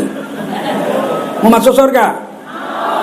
Kata Nabi 5 langkah perempuan masuk surga. Berapa langkah? 4, bukan 5, 4. Langkah pertama, idza shalat khamsaha, apabila seorang wanita sholat 5 waktu. Bisa sholat 5 waktu? Pokoknya kalau udah azan berhentikan semua kegiatan, wudhu langsung sholat, jangan nunggu-nunggu. Kalau nunggu ini, nunggu itu, nunggu ini, bisa lepas sholat kita. Bisa sholat 5 waktu? 1 kali sholat 8 menit, 5 kali sholat 40 menit. 1 hari 1 malam itu 1440 menit. Masih sisa 1400 menit. Pun banyak orang nggak sholat. Yang kedua, puasa di bulan Ramadan. Bisa? Sudah setengah jalan, sudah semifinal, 2 langkah lagi Bu masuk surga. Kan mudah masuk surga. Yang ketiga, wa hafadzat farjaha, tutup aurat, jangan selingkuh sekalipun sampai mati. Bisa? Lemas jawabnya. Tutup aurat bisa? Tutup aurat hanya 2, nggak ada lain. Yang pertama surah An-Nur 31, tutup seluruh tubuh yang boleh nampak muka dan telapak tangan saja. Namanya khimar, jamaknya khumur. Bahasa Indonesia kerudung. Tutup pakai kerudung nampak wajahnya. Bisa. Tapi kerudungnya panjang menutupi dadanya. Jangan dililit di leher macam ular kobra, kurang panjang. Bisa? Yang kedua, menutup aurat yang kedua bagi perempuan adalah surah Al-Ahzab ayat 59. Wal yadrimna bi khumur ya ayuhan nabi qul li azwajika wa banatika wa nisa'il mu'minin yudnina 'alaihinna min jalabibihin. Hai Nabi, perintahkan pada istri-istrimu, anak perempuanmu dan semua perempuan beriman, istri orang laki-laki beriman sampai hari kiamat. Wajiblah mereka menutup seluruh tubuh mereka, termasuk menutup wajahnya dengan jilbab-jilbab mereka. Jadi jilbab itu tutup wajah. Imam Qurtubi, Imam Ibnu Katsir, Imam Jalalain, tafsir Jalalain, Imam Suyuti, semuanya bilang wajib, kecuali Imam Nawawi bilang sunat. Quran terjemahan Departemen Agama yang dicetak seluruh Indonesia itu, Al-Ahzab 59 mengatakan jilbab ialah sejenis baju kurung yang longgar yang dapat menutup kepala, wajah, dan dada. Ayo ikuti semua, menutup kepala semua biar jangan lupa. Menutup kepala. Pegang kepalanya, menutup kepala, wajah, dan dada.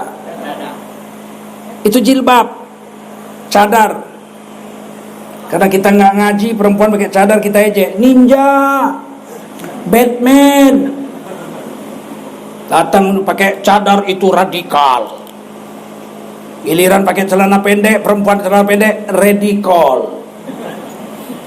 Udah rusak otak orang akhir zaman. Sekarang kena corona, semua pakai cadar. Perempuan hanya 2. Pakai kerudung nampak wajah atau tutup wajah pakai jilbab. Titik. Siap masuk surga? Tutup aurat. Siap? Ini kan bagus ini. Ada yang pakai cadar, ada yang pakai kerudung. Ini karena ngajinya ini. Takut besok pagi lewat tukang ikan pakai daster dia. Ikan, gemetar tukang ikan tuh. Mau masuk surga? Tutup aurat. Siap? Jangan selingkuh sekalipun sampai mati. Jangan selingkuh sama tukang ojek. Iya, aku nggak pernah istriku naik ojek. Mana aku kasih? Kenapa? Ih, kan murah Pak. Ya murah, tapi 70 kali ngerem.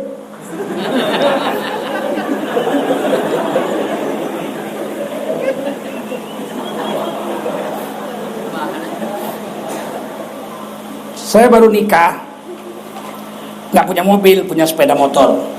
Ada perkawinan famili di Rantau Perapat. Dari Medan nggak mungkin naik Honda kan, jauh kali, naik bus.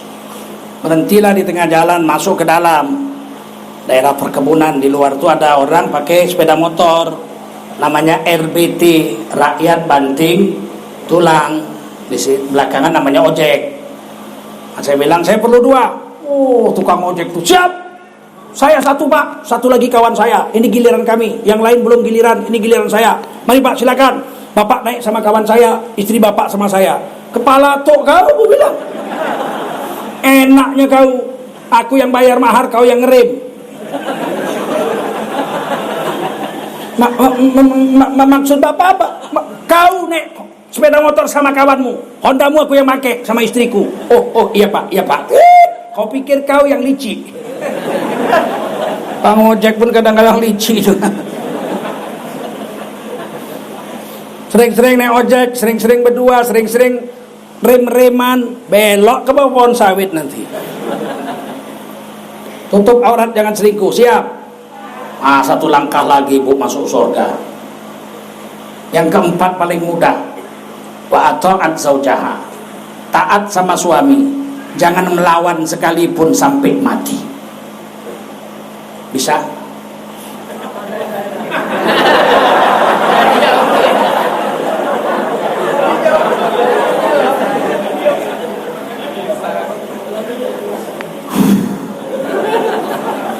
Bu, kuat jawabnya bu,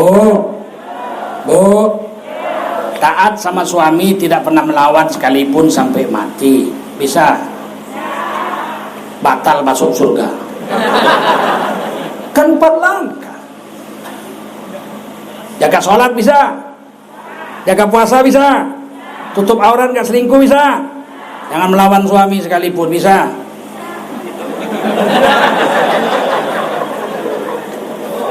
Sekarang ku tanya serius. Bu, ini serius nanya nih. Coba tunjuk tangan. Siapa yang selama kawin gak pernah ngelawan sama suami? Coba. Gak ada. Berarti keren ahli neraka jahanam. Makanya jangan lawan suami bu. Kalau suami jahat bu, pak, kalau suaminya penjudi, suaminya apa? Jangan dilawan, diam. Suami pemabuk dilawan. Ustadz aja suami ibu-ibu gak boleh ngelawan, apalagi pemabuk. Pemabuk dilawan, ditamparnya lah ibu. Pulang mabuk lagi Kak Bente. Ibu lawat, pak. Ini macam mana kalau suami kayak gitu? Diobati. Pakai apa? Pakai zikir. Ala bi dzikrillahi tatmainnul qulub. Dengan zikir hati jadi tenang. Kalau masak zikir, subhanallah walhamdulillah wala ilaha illallah wallahu akbar illa billahil aliyil azim la ilaha illallah la ilaha illallah. Ini nur zikrullah masuk ke makanan, dimakan suami jadi baik. Paham? Ini masak nyanyi. Memangnya mengapa engkau harus malu? Janganlah kau bimbang ataupun kau ragu. Walaupun kau janda, tetap ku puja teng teng teng teng. Lewat malaikat amin, tak balik lagi laki.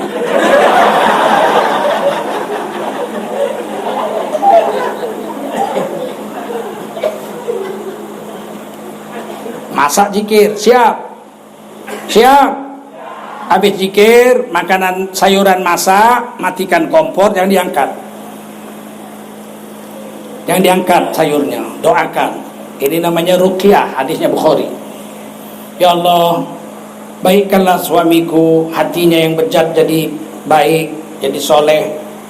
Setan-setan yang ada di hatinya supaya lemah. Dengan keberkatan surat Al-Fatihah. A'udzubillahi minasyaitonir rajim.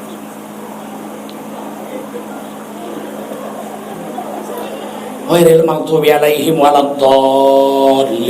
Amin. Tui, tui.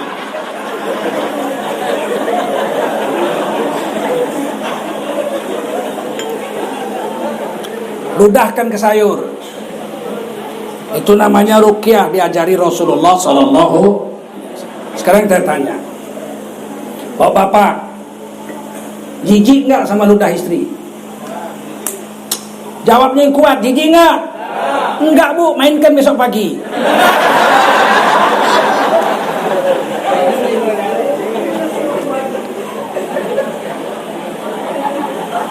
Jangan lawan suami, oke?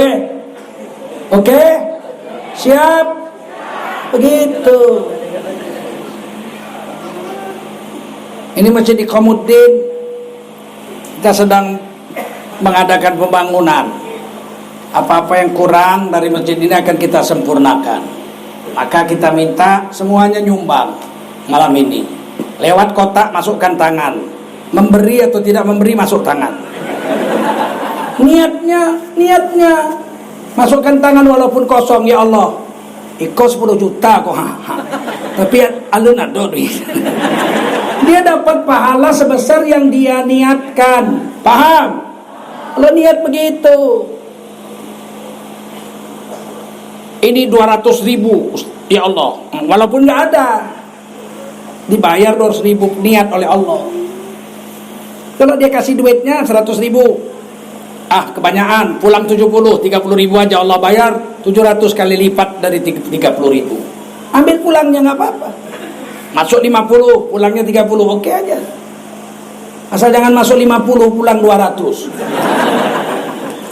Sekarang jalankan kotaknya, mana kotaknya? Ayo, satu orang megangkan. Salatullah, salamullah, ala toha Rasulillah. Salatullah, salamullah, ala yasin habibillah. Salatullah, salamullah, ala toha Rasulillah. Salatullah, salamullah, ala yasin habibillah. Ilahi salimil ummah minal afati wan niqmah.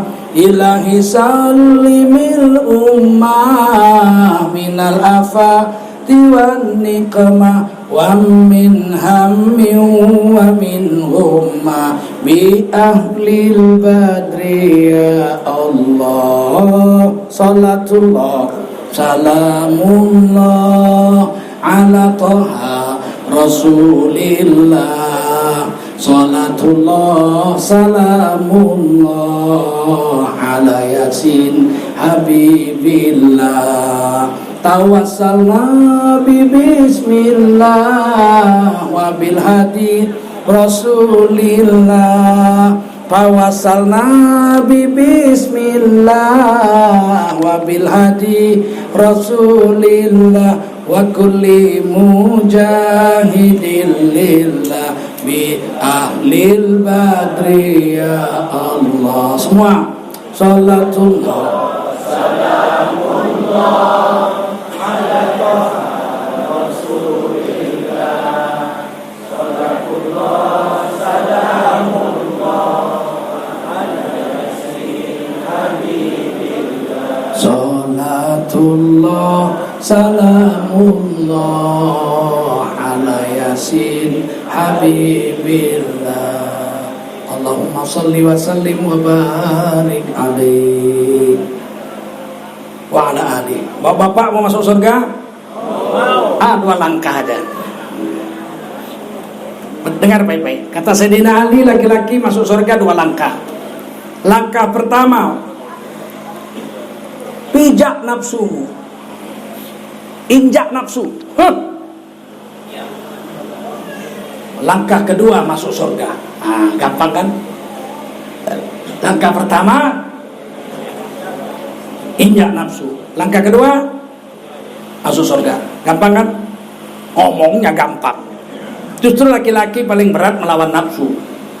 Nah, laki-laki ini nafsunya macam ayam. Macam ayam tahu, pantang lihat perempuan, rela nggak makan. Gede gede gede gede gede gede.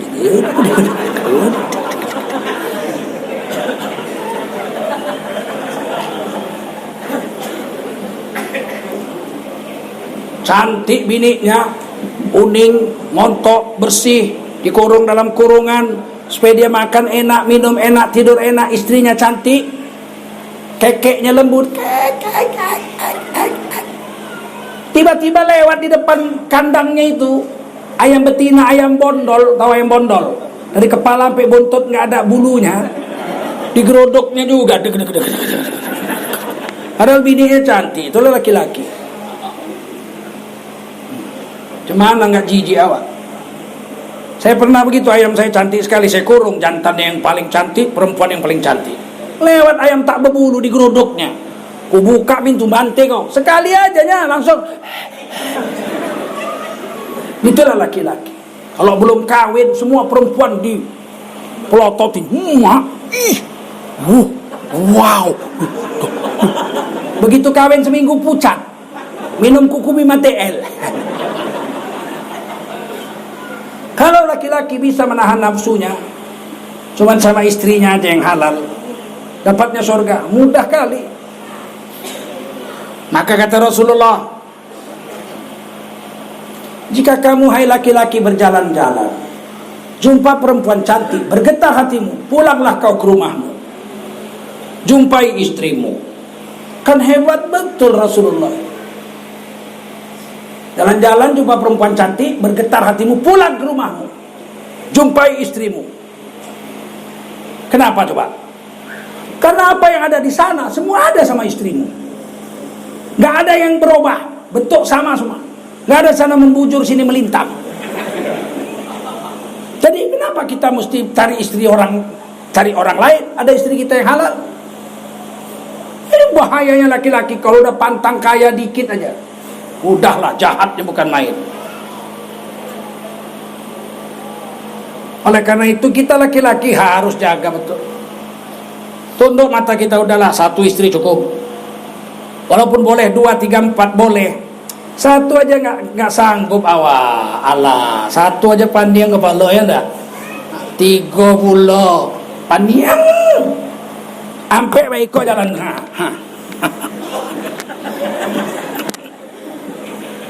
Karena bukan bagian kita laki-laki seperti itu. Kita mau puas-puasan di surga, bukan di dunia. Kalau di surga, orang paling miskin di surga, bidadarinya 4.900. Cemana ngabiskan itu? Kalau dia ahli Quran atau syahid, dia dapat 2,5 juta bidadari. Cemana makainya itu? Bisa sekali pakai sekaligus, baris semua. Abang mau pakai, sekali pakai, lagi. Kuatnya bukan main orang di surga. Di sini orang lemah. Tutup mata kita udahlah. Ghaddul basar kata Allah Quran. Tutup. Ada satu istri cukup.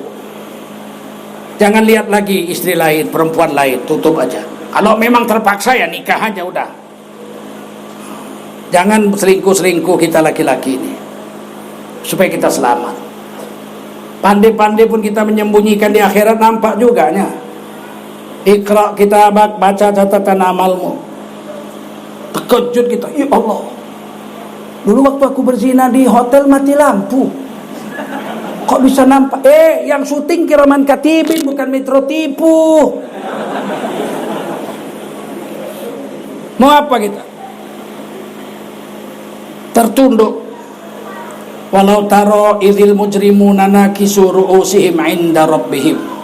Kalau kau lihat wajah orang-orang berdosa di hari kiamat, mereka menundukkan wajahnya setunduk-tunduknya, sampai wajahnya kena ke tanah, sampai jalan pakai mukanya macam keong, gak berani angkat muka. Situ ada Allah, ada Rasulullah, ada istri, ada mertua, ada anak, ada bapak, ada ibu, ada guru kita. Ya Allah, macam mana mau mengangkat wajah melihat rekaman itu? Situ ada istri kita.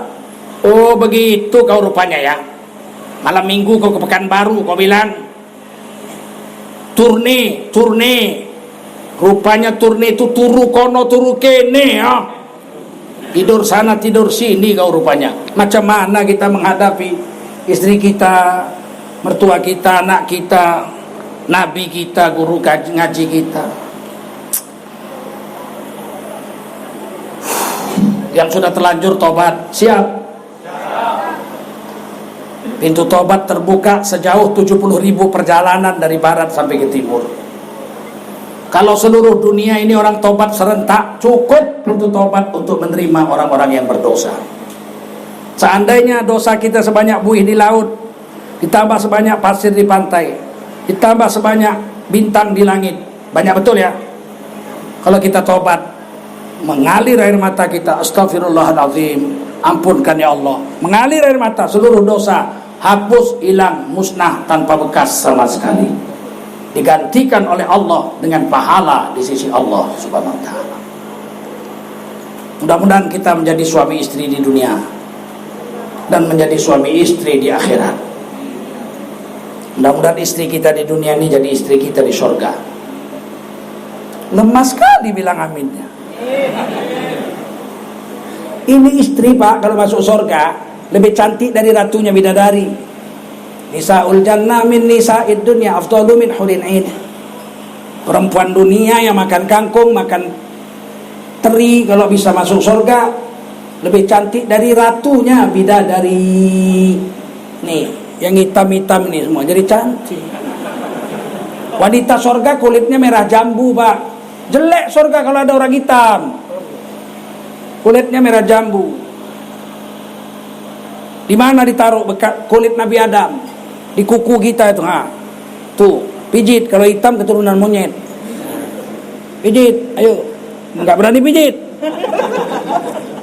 Kuku kita itu kita pijit merah jambu, itu warna kulit Nabi Adam dan Hawa di sorga. Seperti itu kulit kita nanti kalau masuk sorga.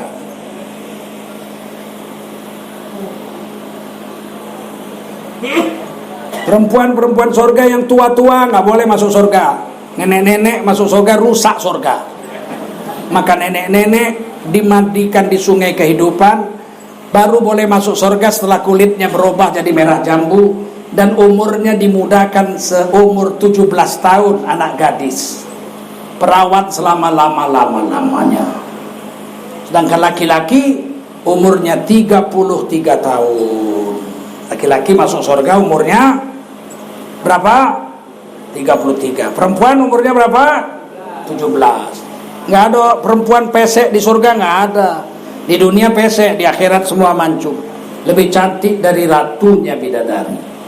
Dan kita akan bangga kalau kita masuk surga bersama istri kita. Surah Yasin itu, hum wa azwajuhum fi dhilalin 'alal araiki muttaqiun lahum fiha fakihatun walahum ma yad'un salamun qaulan mir rabbir rahim. Mereka dengan istri mereka. Jadi kita masuk surga itu dengan istri kita. Istri kita akan masuk surga dengan suaminya. Paham? Mudah-mudahan kita masuk surga bersama istri dan anak-anak kita. Wafat dalam keadaan husnul khotimah. Diampunkan seluruh dosa, dilipat gandakan seluruh pahala. Dan mudah-mudahan kita jumpa lagi lain kali. Enggak di dunia, insyaallah kita jumpa di surga Allah Subhanahu wa taala. Subhanallah bihamdihi, subhanakallahumma wa bihamdika, asyhadu an la ilaha illa anta, astaghfiruka wa atubu ilaik. Subhana rabbika rabbil